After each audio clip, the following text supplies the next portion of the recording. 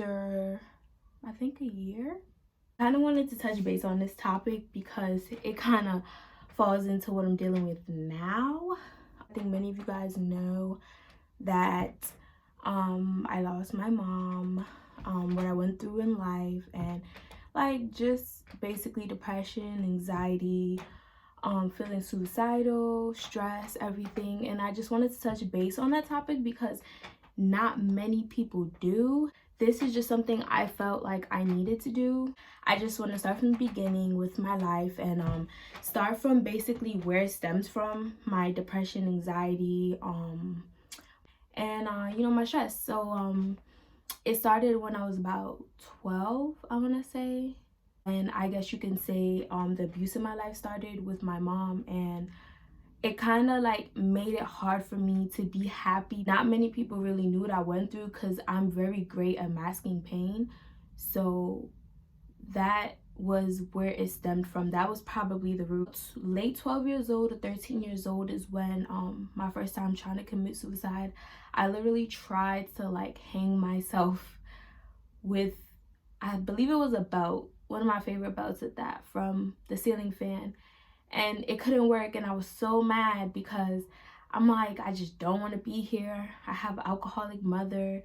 My brother and me weren't close anymore. Everybody was hard on me, and I didn't know who to turn to. So I guess that's where it stemmed from. And life from that point was always depression, anxiety, suicidal thoughts, unhappy thoughts. It was never like a stray of happiness. Like, you have that one day when you're happy, and then like from that point on it just gets harder and harder, and you don't know how to keep your happy going.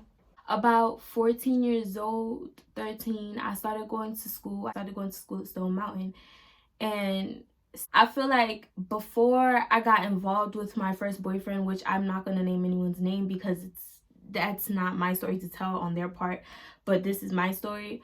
Ninth grade was pretty easy. Everything was like going great. As life progressed, the drinking with my mom got worse, the bullying got worse, the abuse with everybody in my house towards me just got worse. I didn't have friends because in a way I didn't, because some people are not, you can't consider them friends, you know what I'm saying? Like, I literally sat around like students, teachers, everybody, my mom's friends, other people, and I cried out for help.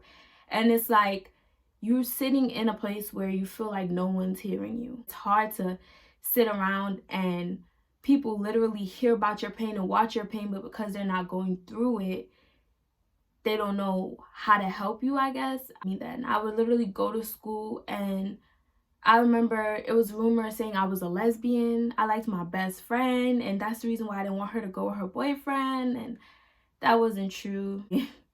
Okay, I was maybe at some points, but like I wasn't lesbian towards her. Like as a kid, you see things and you experiment, you hear things and you want to try things. I don't mess with females or anything like that, but back then that was something that my mom did, and everything my mom did, weirdly, oddly, I wanted to do, even if it was stuff I knew nothing about.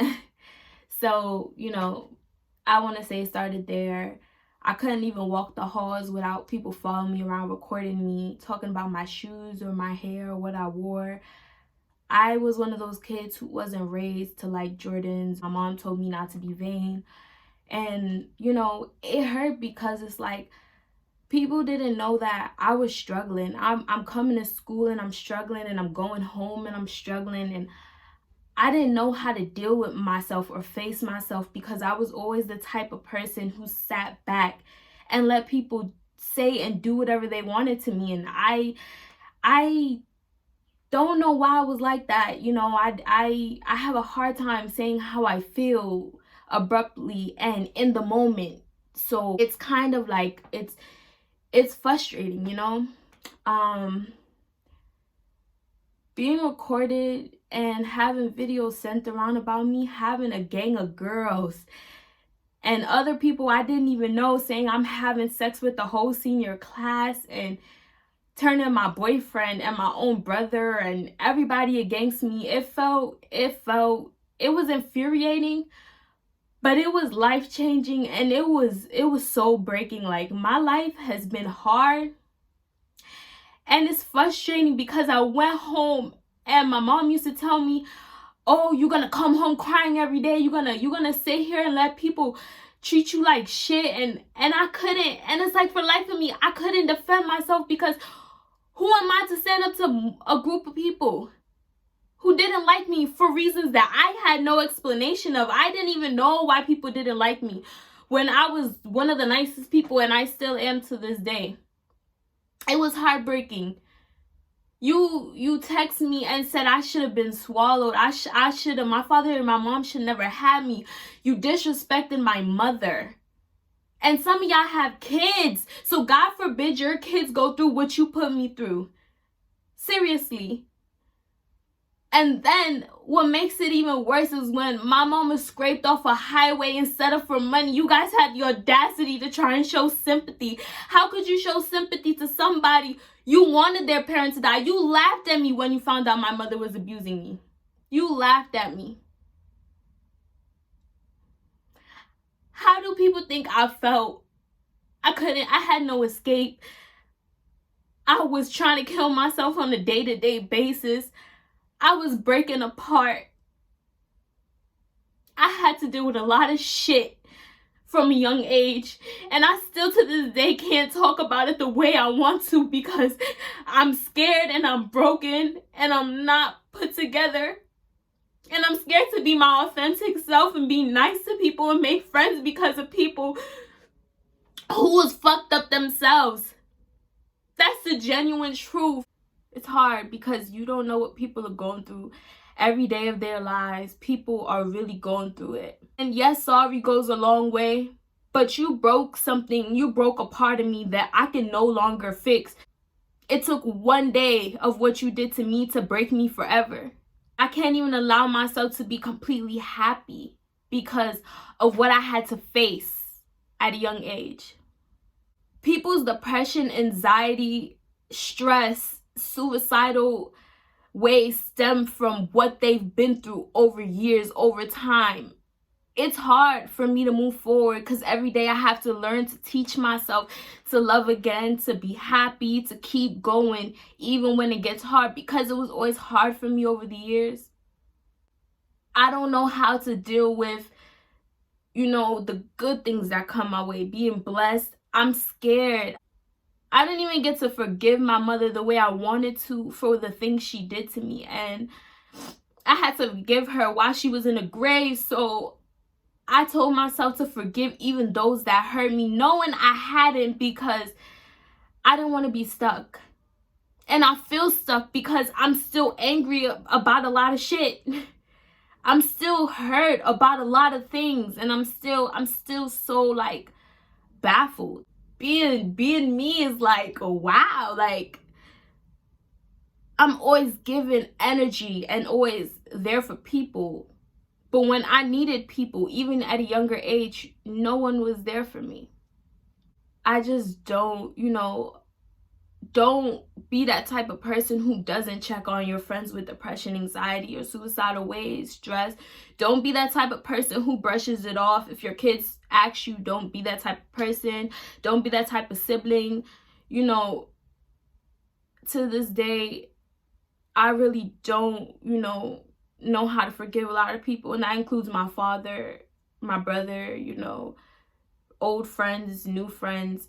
It's hard for me to put y'all in a place where I trust you guys and I'm secure around people like y'all, because I can't even travel with certain people and feel safe. I don't feel safe around certain people. I'm a very outgoing person, I'm very loving. I'll reach out to anybody. If I feel like you need me, or if I feel like you need someone, I'm the type of person who will, reach out to you, put a hand out to you. I also am the type of person who needs somebody to reach out for me. And, I need people like that around me. I need people who's going to tell me to, get your shit together and keep pushing. I don't need people to tell me it's going to be okay, because sometimes in life, you're not always okay. It's not human to be happy all the time. People who smile the most and make jokes are the most broken people. And some people really need somebody, you know what I'm saying? So, make sure you always there for your friends. Like, if they not, like, they not having a good day, and like they're broken, please try, be a good person. Because a lot of us is still hurting from a lot of shit in the past. There's some of us who really don't try and take it out on other people. I try my best not to, put how I feel on other people, because my misery does not see company.